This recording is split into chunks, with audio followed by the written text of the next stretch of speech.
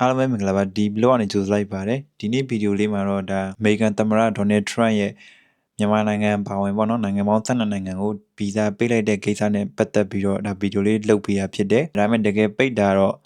12နိုင်ငံမကောက်ဘူးပေါ့နော်19နိုင်ငံပိတ်တာကျွန်တော်မြန်မာနိုင်ငံပါဝင်12နိုင်ငံကတော့ဒါလုံးဝဗီဇာကိုပိတ်လိုက်တာပေါ့နော်အဲ့နောက်မှာတော့လာအိုတို့ဗင်နီဇွဲလားတို့ပါတဲ့ဒီ9နိုင်ငံကတော့ဗီဇာပိတ်လိုက်တာမျိုးမဟုတ်ဘဲနဲ့စီစစ်ပြီးတော့ဝင်ရောက်ခွင့်တွေကိုပဲထည့်လိုက်တာပေါ့နော်မြန်မာနိုင်ငံကဘာလို့ဒီပိတ်ပင်မှုတွေမှာပါသွားရလဲဆိုတဲ့အကြောင်းအရာလေးကိုနည်းနည်းပြောပြမယ်မြန်မာနိုင်ငံကနေပြီးတော့ဒါအမေရိကန်ကိုလေပတ်ဗီဇာနဲ့သွားတယ်အဲ့နောက်မှာဒီចောင်းသားဗီဇာတွေနဲ့သွားရပါတော့အဲ့မှာဗီဇာတွေကတက်တန်းကုန်သွားတယ်ပြန်မတိုးဘဲနဲ့ဒီထဲမှာပဲဆက်နေတာပေါ့နော်အဓိကတော့တက်တန်းကုန်တာတွေများလာပြီးနေတဲ့လူတွေများတဲ့အတွက်ပေါ့နော်မြန်မာနိုင်ငံကိုတော့ဒီဘန်းနဲ့ထဲမှာထည့်လိုက်တယ်လို့ဒီ၄ရက်နေ့မှာအင်ဖြူတော်ကနေပြီးတော့သတင်းထုတ်ပြန်ခဲ့တယ်ဒီအဲ့မတိုင်ခင်ကလည်းကျွန်တော်တို့ဒေါ်နယ်ထရန့်ကကျွန်တော်တို့ဒါចောင်းသားတွေကိုဗီဇာပိတ်တာမျိုးတွေရှိတယ်ဒီအကိစ္စနဲ့ပတ်သက်ပြီးတော့လည်းဒီ Harvard တက္ကသိုလ်နဲ့ဒေါ်နယ်ထရန့်ကြားမှာလုံးဝတယောက်နဲ့တယောက်ပြန်လည်တရားစွဲရမျိုးတွေဒီပါဖြစ်တယ်ဒီသတင်းကလည်းရန်ကိုဒီဟော့သွားခဲ့ပေါ့နော်ဘာလို့ဒီ Harvard တက္ကသိုလ်နဲ့ဒီတစ်ဖက်နဲ့တစ်ဖက်တရားစွဲရမျိုးတွေရှိလာတာလဲဆိုရင်တော့ဒါအချင်းချုပ်လေးကိုကျွန်တော်ပြောပြမယ်ပေါ့နော်အဓိကတော့ဒီဒေါ်နယ်ထရန့်က scholarship ပေါ့နော်ဒီထောက်ပံ့ကြေးတွေရက်ပစ်တယ်ဒီအဲ့နောက်မှာတော့တက်သူတွေမှာပေါ့နော်အဓိကတော့နိုင်ငံသားတွေများလာတဲ့အတွက်အကြောင်းဗီဇာတွေကိုလည်းရက်ပစ်တာမျိုးတွေရှိတယ်ပြီးတော့ဒီအသစ်လျှောက်တာမျိုးတွေလည်းချမပေးတဲ့ကိစ္စမျိုးတွေရှိတယ်အဲ့ကိစ္စနဲ့ပတ်သက်ပြီးတော့ Harvard တက္ကသိုလ်နဲ့ဒေါ်နယ်ထရန့်ကြားမှာတစ်ဖက်နဲ့တစ်ဖက်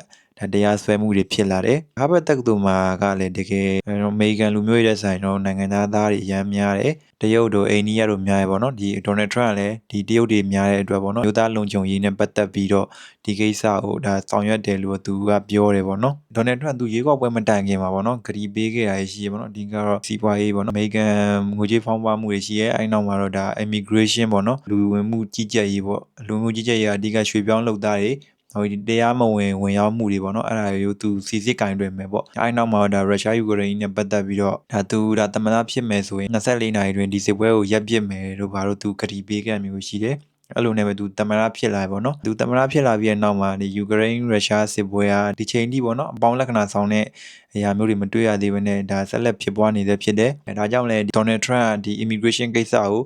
ဒါတေချာကင်တွယ်နေပုံရရလို့တော့ယူဆရတယ်ပေါ့နော်ဒေါ်နယ်ထရန့်ယခုလိုပိတ်ပင်မှုတွေကိုဒါအခုမှလုပ်ခဲ့တာလားဆိုတော့မဟုတ်ဘူးပေါ့နော်သူသမ္မတသက်တမ်းပထမသက်တမ်းမှာပေါ့နော်2019ခုနှစ်ဇန်နဝါရီလမှာအာဖဂန်နစ္စတန်တို့အီရတ်တို့အီရန်တို့နဆူဒန်တို့ဆိုမာလီယာတို့နောက်ပြဒီစီးရီးယားတို့ယီမင်တို့ပေါ့နော်ဒီ9နိုင်ငံကိုလည်းသူအမေရိကန်ထဲကိုဝင်ခွင့်ရပ်ပေါင်း90ပိတ်လိုက်တယ်ပေါ့နော်အဲ့ပိတ်ပင်မှုလည်းဒီကမ္ဘာမွတ်စလင်ဘန်းဆိုပြီးတော့ခေါ်ကြတယ်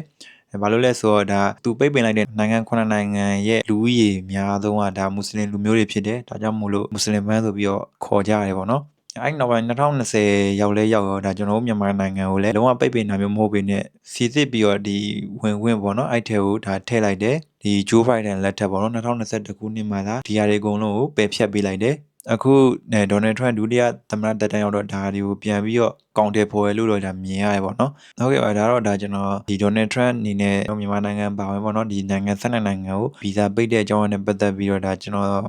သိတဲ့လောက်လေးကိုအနေငယ်ဝေမျှပေးခြင်းဖြစ်ပါတယ်ဟုတ်ကဲ့ပါဒီနေ့ဗီဒီယိုလေးတော့ဒီလောက်ပါပဲဒါကျွန်တော်နောက်ဗီဒီယိုတွေမှာဒါပြန်ပြီးဆုံတွေ့ကြပါအောင်မယ်အားလုံးကျေးဇူးအများကြီးတင်ပါတယ်